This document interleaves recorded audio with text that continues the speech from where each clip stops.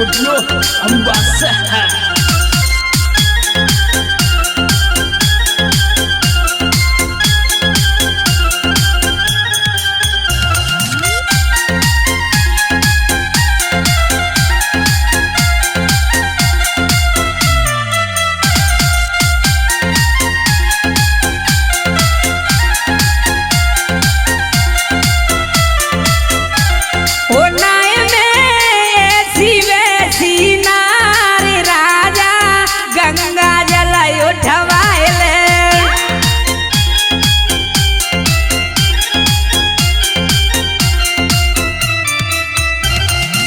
वो चाहे गंगा जल उठवाइले चाहे अल्ट्रासाउंड कराइले नाय में ऐसी वैसी नार राजा गंगा जल उठवाइले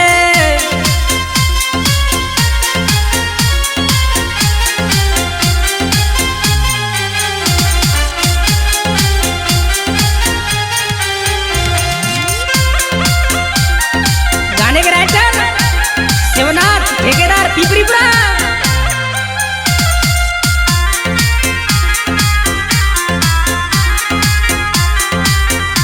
और कह रही गोरी सुन ले बजारे तो छोरे कऊते ना मैं बोली नाय दहूं वाला मनी नखी गोली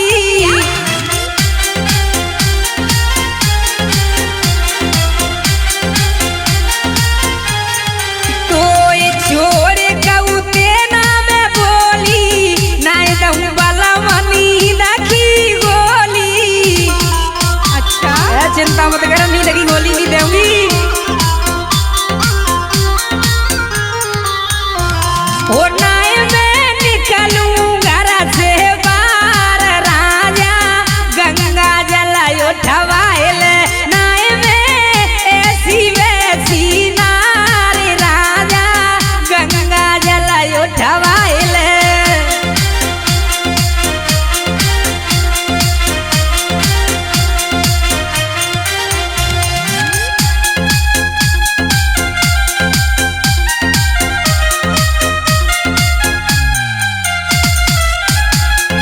क्या बात है सोनू भाई।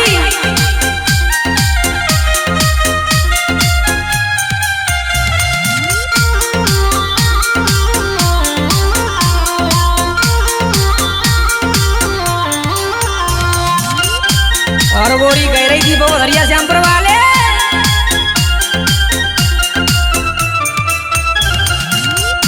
अरे डाली गई बालम मेरी जवानी ए गई नार तेरी नई पुरानी। अच्छा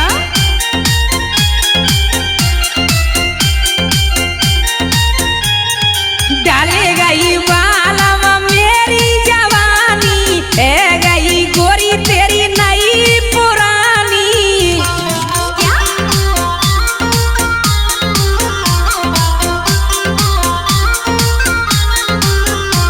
ओ मोह पे गए बालक चार राजा अपनों पे मुँह मिटाइले नाय में ऐसी वैसी नार राजा गंगा जल उठवाइले।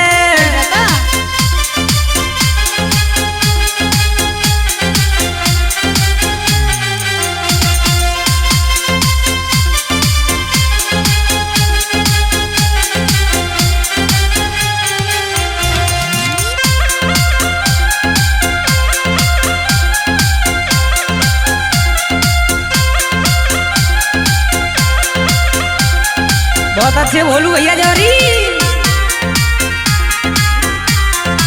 और गोरी गहरी सुन ले अरे बेमा की डोला ना कोई दवाई तो घूमेले ना बोसी लुगाई। सही बता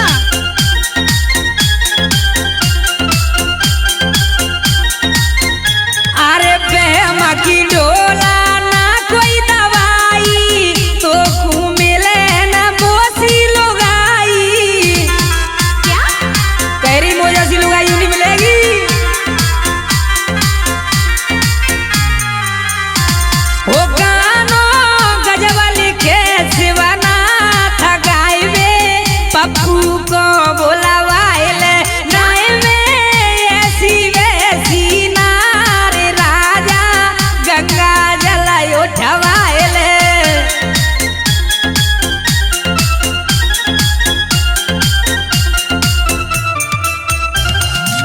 हो चाहे गंगा जल उठवाइले चाहे अल्ट्रासाउंड कराइले नाय में शिवे नार राजा गंगा जल उठवाइले नाय में शिवे नार राजा गंगा जल उठवाइले।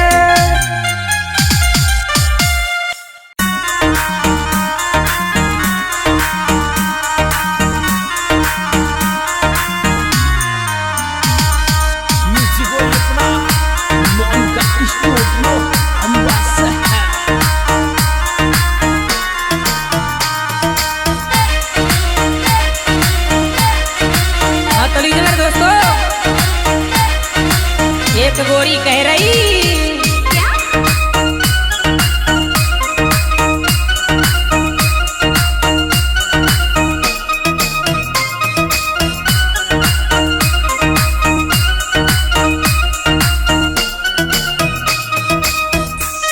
ओ साड़ी कॉटन की पल्लू पे लिखवायो नाम लवर को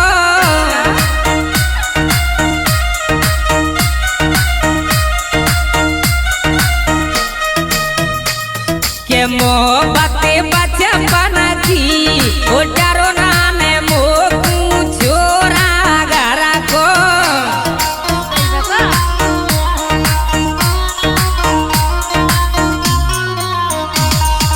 साड़ी कॉटन की पल्लू पे लिखवायो नाम लवर को मोहब्बत बचपन की नाने डरो मोए छोरा घर को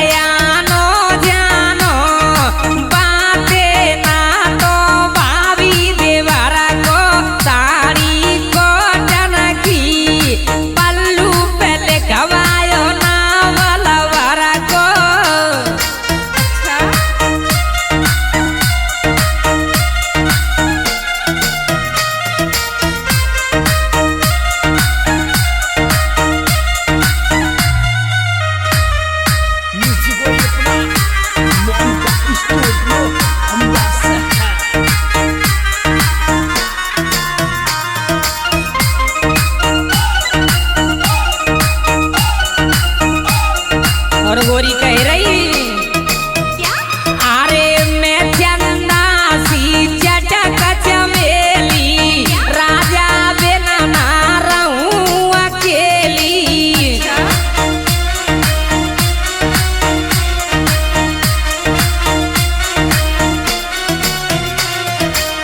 मैं चंदा सी चटक चमेली राजा बिना ना रहूं अकेली।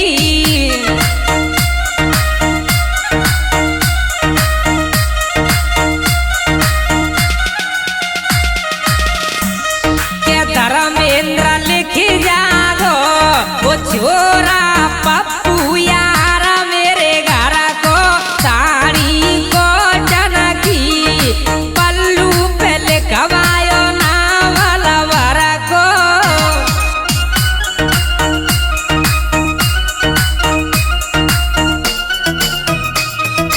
साड़ी को टनकी पल्लू पे लिखवायो नावल वर को। मोहब्बत बचपन की ओ डरो नाय छोरा मोर को।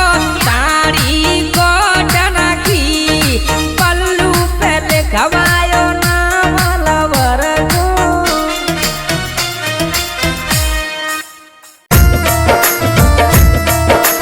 Music boy अपना मोहन का स्टूडियो अंबास है। हाँ तो लीजिए मेरे दोस्तों, इस तरीके से आशिकों के लिए फिर से दर्द भरा गाना लेके आ रहे हैं।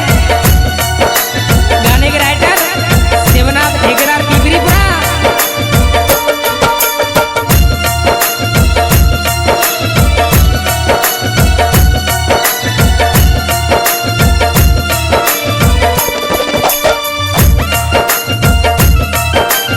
आशिक कहने लगा बोलू भैया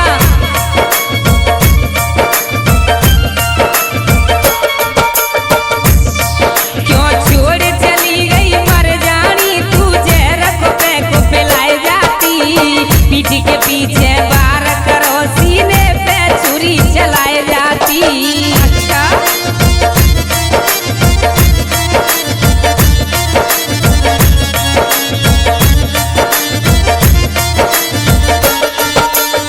छोड़ चली गई मर जानी मुझे रख पे को पिलाए जाती।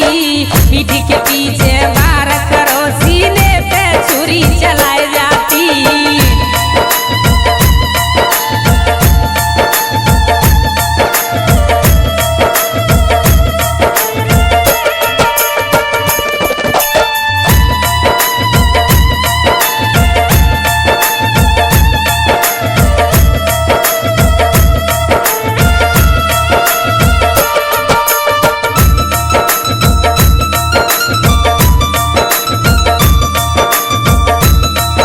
क्या बात है सोनू भैया। और आशिक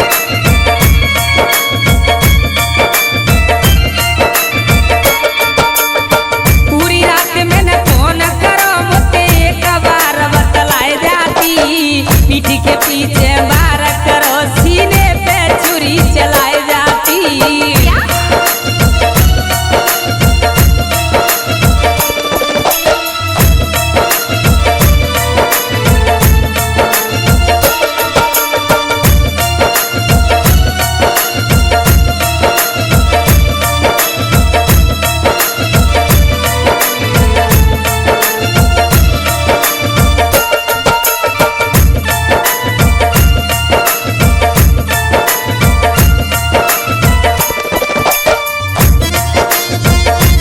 और कहना है बोलू भैया जोरी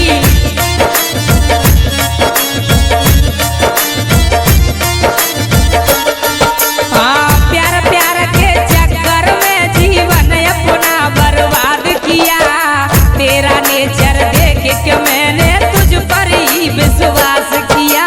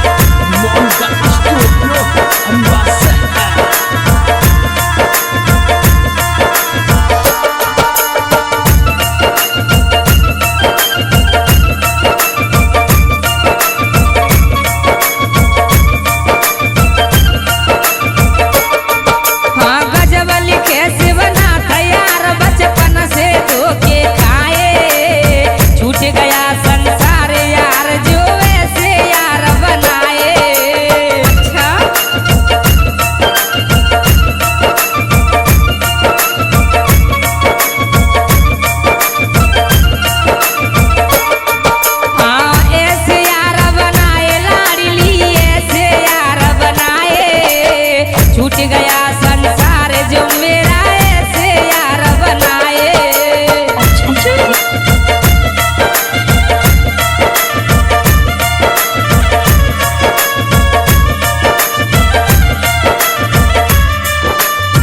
पप्पू कुशवा से तू लाड़ो सारो हाल बताए जाती, पीठ के पीछे बार किया सीने पे छुरी चलाए जाती।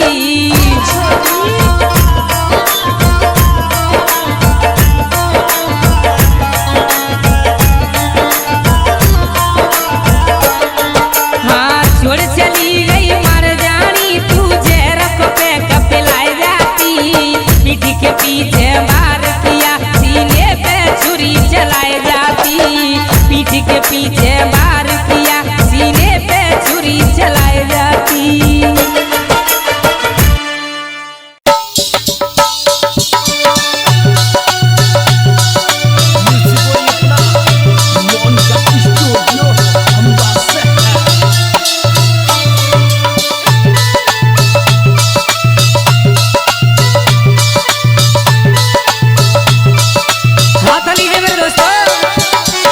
इस तरीके से आप लोगों के लिए दर्द भरा गाना लेके आ रहे हैं भोलू भैया।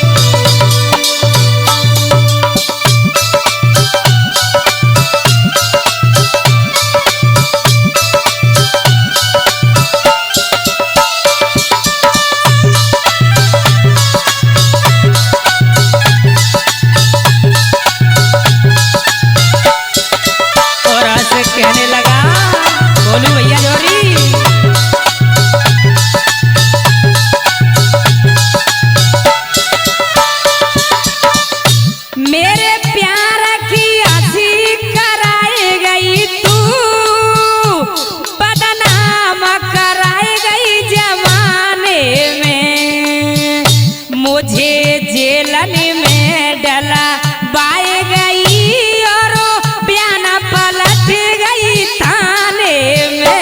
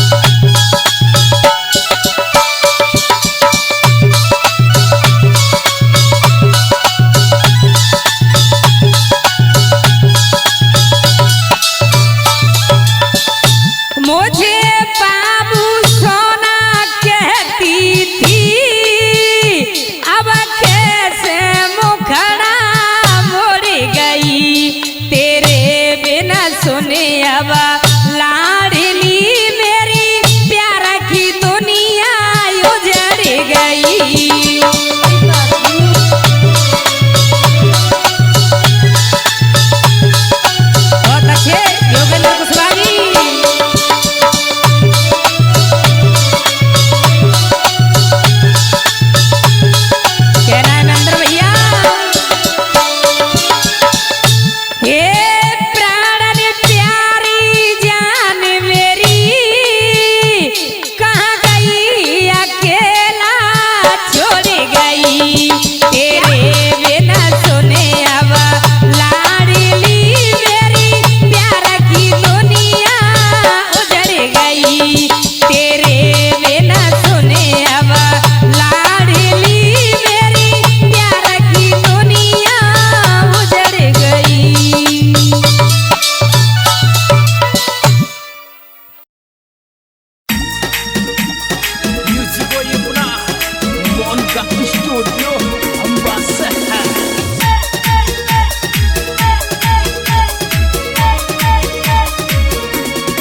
हाँ तो लीजिए मेरे दोस्तों, एक जख्मी आशिक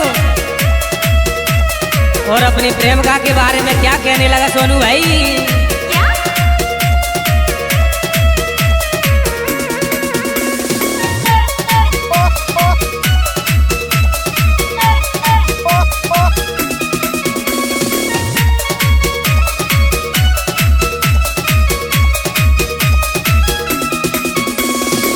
वो जब तक है जिंदा कर लो बात, मरने पर किससे बोलोगे।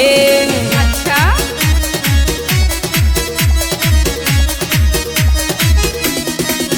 जब तक है जिंदा कर लो बात, मरने पर किससे बोलोगे। मरने के बाद मैंने बात करी, ओ मरने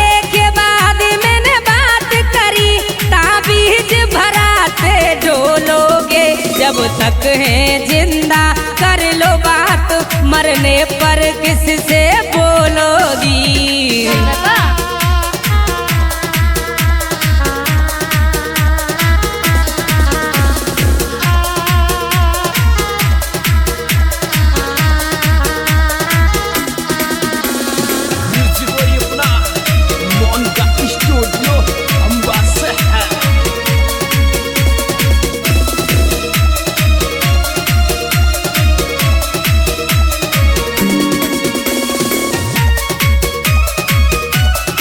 और आज से कहने लगा आशीष कुशवाहा जी गरमोरा।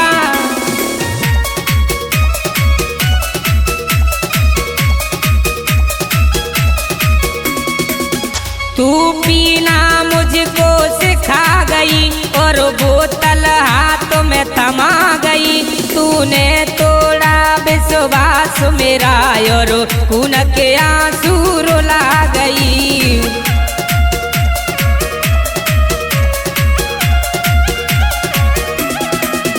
तू पीना मुझको सिखा गई और बोतल हाथ में थमा गई। तूने तोड़ा विश्वास मेरा और उनके आंसू रुला गई। मेरे दिल से तू खेल गई, ओ मेरे दिल से तू खेल गई। अब किसके दिल से खेलेगी। जब तक है जिंदा कर लो बात, मरने पर किससे बोलोगी। अच्छा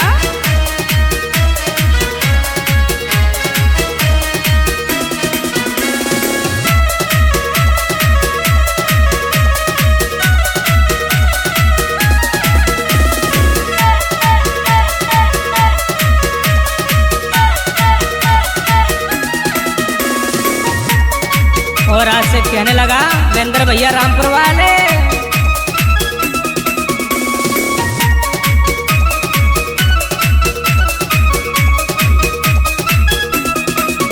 दुख से नहीं किस्मत में लिखा, तो गम से अब डरना ही क्या। जब तुम हमको चाहते ही नहीं, तो तुमसे प्यार करना ही क्या।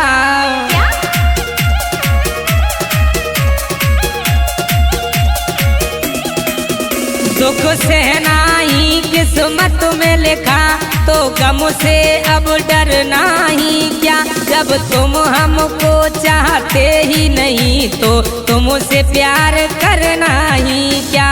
मेरे जीवन में तुम जहर घोल के, ओ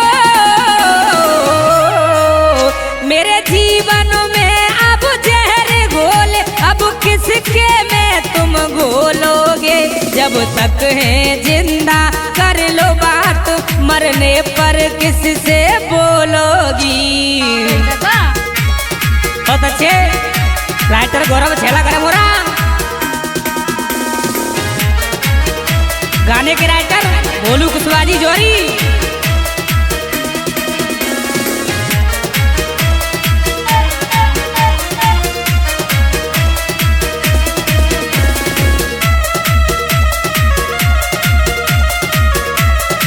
और आज से कहने लगा भूपेंद्र कुशवाहा जी।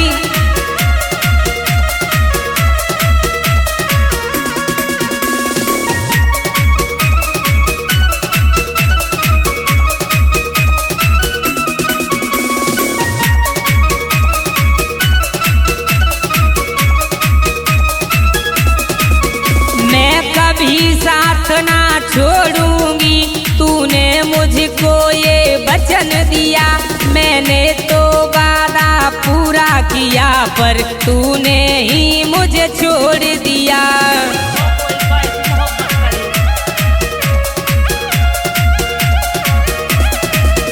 मैं कभी साथ ना छोड़ूंगी, तूने ये मुझको वचन दिया, मैंने तो वादा पूरा किया, पर तूने ही मुझे छोड़ दिया। जिस तरह छोड़ गई मोरो तो, जिस तरह छोड़ गई मोरो तो, एक दिन तू ऐसे ही रोवेगी। जब तक है जिंदा कर लो बात, मरने पर किससे बोलोगी। अच्छा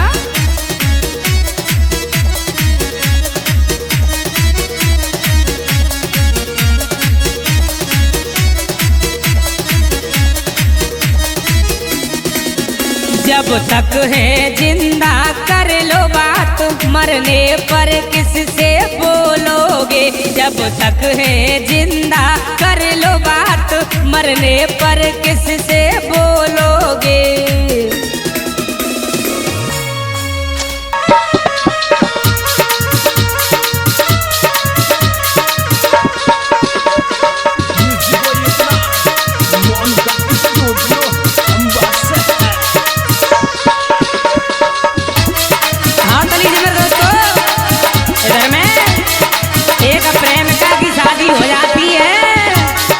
अपने प्रेमी से कह रही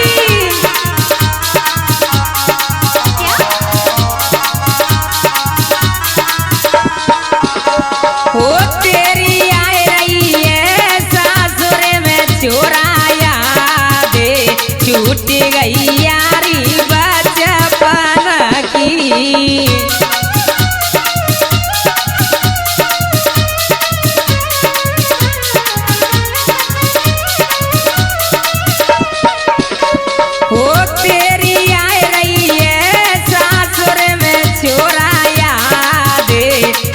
गई यारी बचपन की।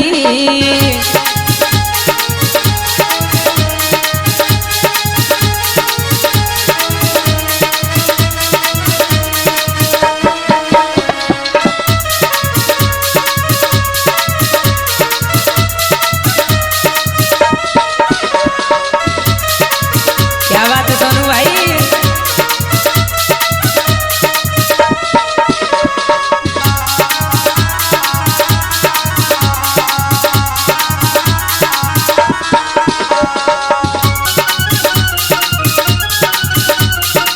और प्रेम का कहने लगी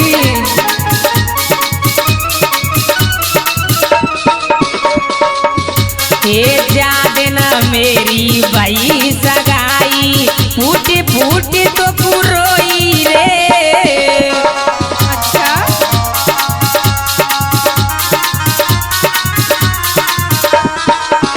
एक करे करे के तेरी याद ओ छोरा, एक दिन नाना सोई रे।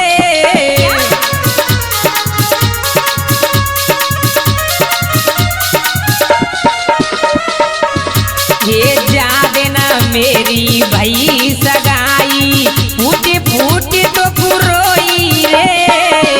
हाँ करे करे के तेरी याद ओ छोरा, एक दिन नाना सोई रे।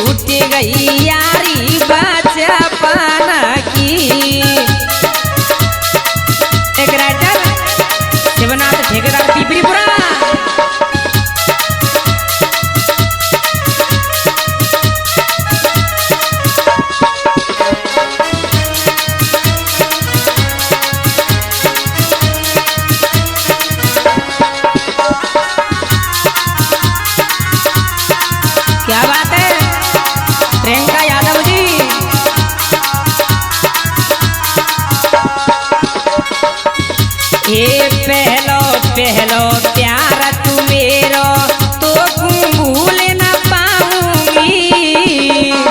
अच्छा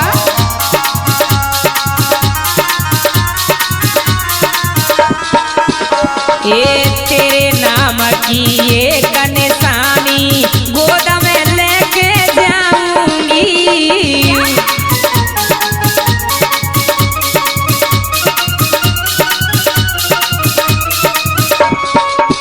ए पहलो पहलो प्यार तू मेरो तो भूल न पाऊंगी।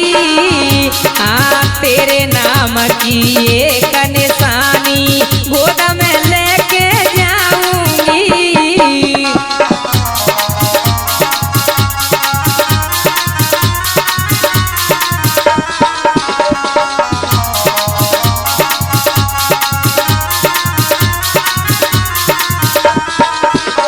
वो मिलवे आऊंगी पियर में तो यार छूट गई जोड़ी बचपन की। वो तेरी आए रही है सासुर में चोराया दे छूट गई यारी बचपन की।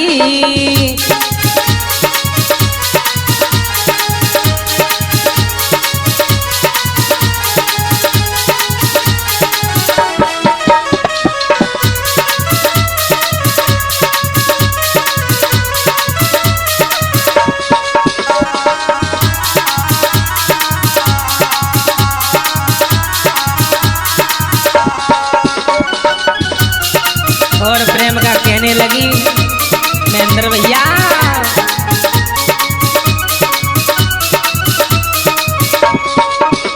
ये पहले मोटे मिलवे आ तो हंसी हंसी के बतराता था।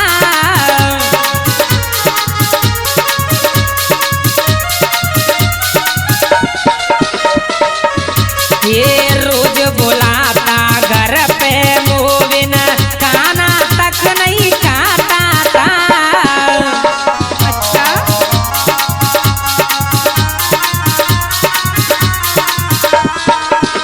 ये पहले मोती मिलवे आ तो हंसी हंसी के बतराता था। हाँ रोज बुला तो घर पे मोविन खाना तक नहीं खाता था।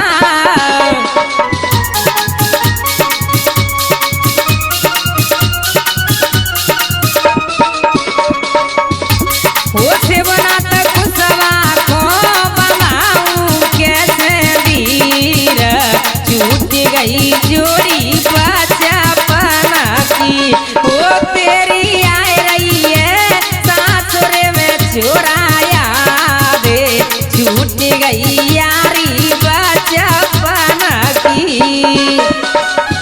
कहने लगी नीतू जी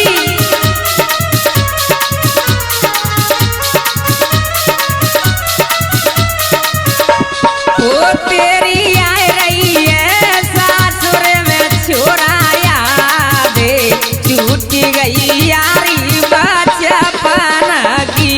वो तेरी आए रही है सासुर में चोराया दे छूट गई यारी बचपन की।